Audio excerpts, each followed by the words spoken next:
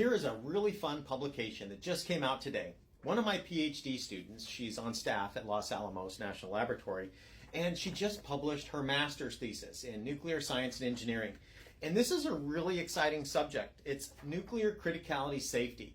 Now with nuclear criticality safety, that's where you basically have to make sure that fissile material stays subcritical when it's not in the reactor. So that when you're processing fuel, when you're transporting fuel, whenever you're doing anything with enriched material, you want to make sure it's subcritical when it's not in the reactor.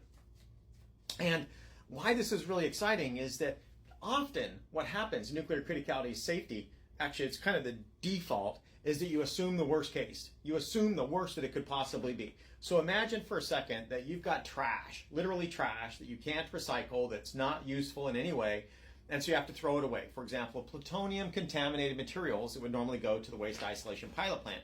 It's a geological repository there in southeast New Mexico. And when you're sending it there, you've got to, again, make sure that the material stays subcritical, even though it's trash. But what happens is that generally, analysts will default to the worst case. You just assume the worst that could possibly be by theory, and then you know you're bounding. For example, I'm going to show you some examples here. There's a picture. You can see that picture right there where you have this sphere suspended in a waste box. And okay, that seems a little strange, but that's the most conservative, critical configuration, to have a sphere suspended in the middle of the box. Now, the way that the analysis is done is that the sphere has absolutely no poison. It's got the absolute maximum amount of fissile material and the optimal amount of moderating material, and it's homogeneous. That gives you the most reactive configuration.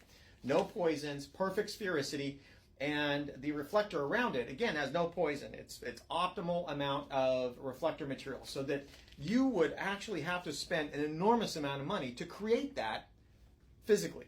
And yet that's what's assumed to be the bounding model. No, it is the bounding model. That's assumed to be the standard model for nuclear criticality safety when you're transporting this stuff. So it means that you've got a very small amount of fissile material that you're allowed to carry, even though technically this would, for all intents and purposes, be impossible. You would not be able to attain this. So what actually happens in practice, in industry, is that you'll use judgment to reduce the amount of conservatism. So you're not modeling an impossible system. You're trying to be a little bit more credible. The problem with that is that it's very subjective. You don't have a way to reproduce it. It's based on personal opinions. And what this paper does is it comes up with a systematic way to pull back on the impossible scenario and make it more credible, but in a way that's reproducible, in a way that's like calculating a z-score. The title of the work is Demonstrating a Quantitative and Systematic Approach to Reducing Excess Conservatism in Nuclear Criticality Safety Analysis. And it just uses a mathematical approach that's like having a z-score, but for taking a distribution and saying, well, I want it to be conservative, like what this one did was to deviate from perfect sphericity and say, we're just going to have it be a little bit oval, and that's as much as we're going to do, but we're going to make sure that it's still very bounding and very conservative.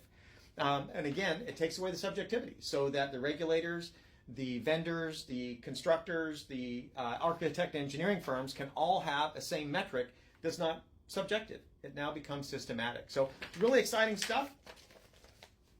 There's the title. Congratulations, Shar. Great work. Thanks for watching. Have a good day. Bye.